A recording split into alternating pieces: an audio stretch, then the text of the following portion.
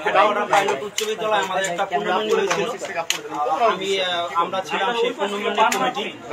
তো আমাদের পূর্ণমিলনী এবং একটা সাংস্কৃতিক সন্ধ্যা ছিল। তো সেই সাংস্কৃতিক সন্ধ্যায় আমরা মাইনুল হাসান নোবেলকে ইনভাইট করি এবং তার সাথে আমাদের একটা চুক্তিপত্র হয়। গত 25/3/2023 মতিঝিলের হিরাজিল হোটেলের দ্বিতীয় তলায় ডান পাশে তার সাথে আমরা কথা বলি। তখন তার সাথে আমাদের 1,75,000 টাকার একটি চুক্তিপত্র হয়। সেইখানে তখন তাকে নগদ হইতেছে 15,000 টাকা তাকে ওনাকে দেওয়া হয়। পরবর্তীতে 28/4/2023 উনি ব্যাংক অ্যাকাউন্টের মাধ্যমে ওনাকে 47,000 টাকা দেওয়া হয়। পরবর্তীতে আবার আমার প্রোগ্রামের শুরুর কিছুদিন আগে হইতেছে 4/28 4 তারিখেও তখন ওনাকে 1,75,000 টাকা দেওয়া হয়েছে। উনি গান গাইতে আসে।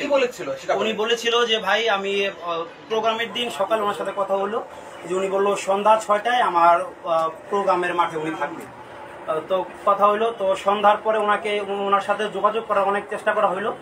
তো উনি আমার সাথে ফোন ধরে বললো যে ভাই আমি ধলেশ্বরী টোল প্লাজায় আছি, আমি আসতেছি শরীয়তপুর দিকে। তো প্রায় ওই যোগাযোগ করার 1 ঘন্টা পরে ওনার সাথে আবার যোগাযোগ করার চেষ্টা করলো, ফোন অফ পাইলাম। তখন বাজে রাত 10টা। আমি আবার ট্রাই করলাম যে ভাই আমার তো মান ইজ্জত সব শেষ হয়ে যাচ্ছে, হাজার হাজার অডিয়েন্স আছে এখানে, তো আমার ইজ্জতের একটা প্রেস্টিজ ইস্যু হয়ে দাঁড়াইছে, আপনি কোথায় আছে সত্যি করে বলেন। উনি আমাকে বলে যে ভাই আমি যে শরীয়তপুরের দিকে আসতেছি, আমার গাড়ি পাম্পসার, এই সেই বিভিন্ন উনি অজুহাত দেখাইলো। পরবর্তীতে তার নাম্বারটা আমরা অফ পাইলাম, উনি আর নাম্বার ওপেন করেনি। পরবর্তীতে প্রোগ্রাম আমরা ওইখানে ক্লোজ করে দিলাম। আমরা লাঞ্ছিত হয়েছি পাবলিকের কাছ থেকে।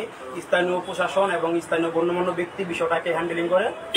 পরবর্তীতে প্রোগ্রামের পরের দিন সকালে শনিবারে ওনার সাথে যোগাযোগ করা হলো। ওনাকে বললাম যে ভাই আমার টাকাটা আপনি দিবেন হোয়াটসঅ্যাপে। উনি বললেন হ্যাঁ ভাই রবিবারে ব্যাংক আওয়ারে আপনার টাকাটা আমি দিয়ে দিচ্ছি। তো এরপরে ওনাকে সময় দেওয়া হলো, রবিবার চলে গেল। আমি আবার যোগাযোগ করলাম, উনি আমাকে আবার 7 দিন সময় চাইলো। পরবর্তীতে ওনাকে আবার 7 দিনের সময় দেওয়া হলো। তারপর উনি আমাকে আর রেসপন্স করতেছিল না। তো পরে আমি আইনের আশ্রয় নিলাম। তারপর আমি মতিঝিল থানায় মামলা করলাম। সেই মামলার প্রেক্ষিতে আমি নিজেই বাদী। আপনার পুরো নামটা? আমার পুরো নাম শাফায়েত ইসলাম সামি। হ্যাঁ, শাফায়েত ইসলাম সামি। ধন্যবাদ। সংবাদ, ফিচার ও অনুষ্ঠানের জন্য ভিজিট করুন সংবাদ প্রকাশের ওয়েবসাইট এবং যুক্ত থাকুন ফেসবুক পেজ ও ইউটিউব চ্যানেলের সঙ্গে।